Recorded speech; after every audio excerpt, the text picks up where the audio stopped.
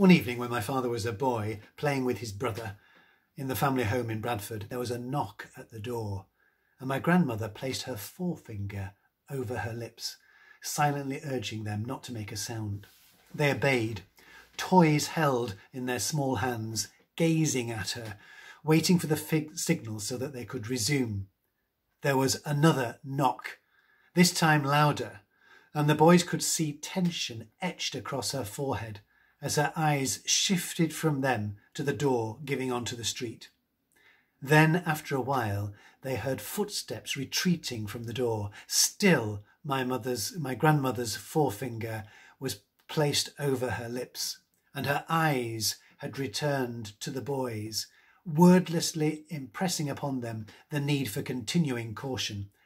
At last, she relaxed, the stress falling from her shoulders, and the boys were free to play once again, though now the joy and the spontaneity had dissolved, and they felt rather disoriented, such that years later, shortly before he died, my father shared with me the story of what had happened on that evening, and on other such evenings too, the memory still very vivid for him, when the rent collector had called. He remained careful about money all his life. Generous though he was in terms of hospitality, he was always the first to the bar, that kind of thing. He would never make impulsive purchases. Like many people of his generation, he made items last and always opted for cheaper options. We bought a lot of our clothes from charity shops. Looking back now, I can see that as a single parent of 3 boys, he was always trying to make sure that he had sufficient funds to contribute, as he felt that he should, to our education when we left home. He had a good job. He was a primary school head teacher, or headmaster, as we used to say in those days, but it was at a time when teachers' pay had fallen behind that of those in equivalent careers. In later years, he would never turn the heating on in the house, except when I was staying with him. I know this now, but I didn't really appreciate it then. It never occurred to me to be concerned about money as a boy or as a youth. So my father was successful in keeping his anxieties to himself. We lived in a nice village, Burley in Wharfdale, and whenever I mention this fact to my parishioners now, they invariably say, "Ooh, posh." There are fields across the road from what was the family home.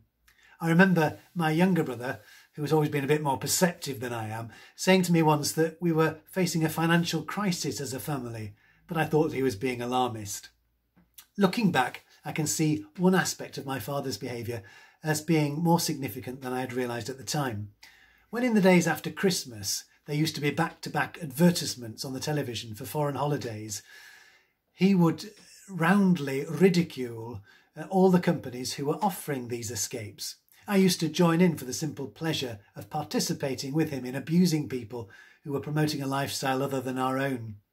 It seemed to bond us as we whooped our disdain at those stretched out, tanning themselves on far-off beaches. It was only just before he died that I realised that he had always felt rather guilty about the fact that he hadn't been able to take us on foreign holidays.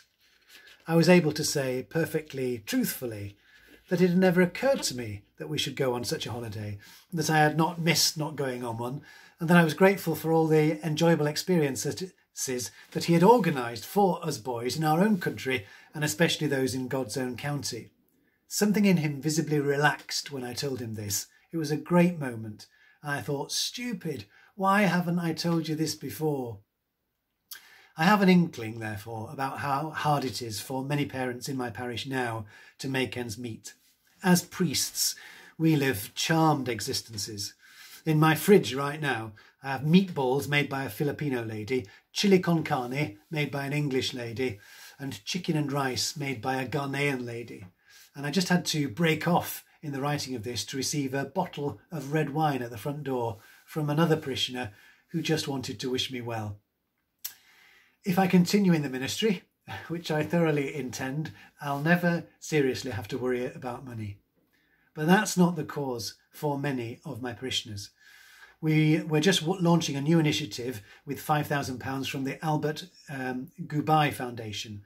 Parishioners will be making up and distributing food packages to 26 families of children in our primary schools who are finding things hard at the moment. Our executive head, Ben Lavin, has got it all organised.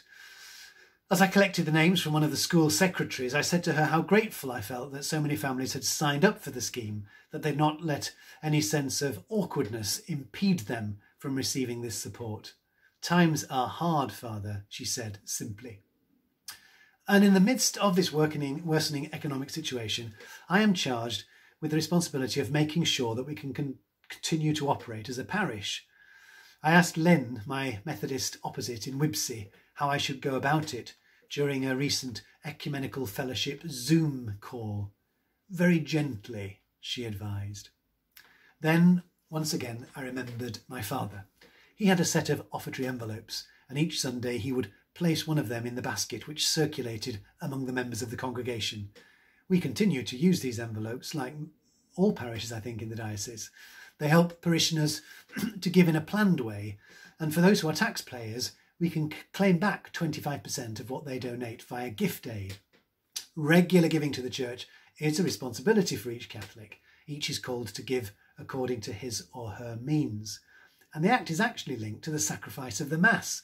We are offering to God that which is precious to us, our cash. This is so important that it is covered by the 5th precept of the church. People don't speak about these much very often. Well, I do. It says, "You shall help to provide for the needs of the church." Catholic Truth Society, Simple Prayer Book, page 108. Anyway, when my father died and I and my brothers were going through his papers, I came upon 3 sealed offertory envelopes containing his donations for 3 successive weeks, 2 of which had already occurred. I realised that in his last couple of days at home, as his situation had worsened, he had calculated how much he ought to contribute to the parish, given his very limited life expectancy.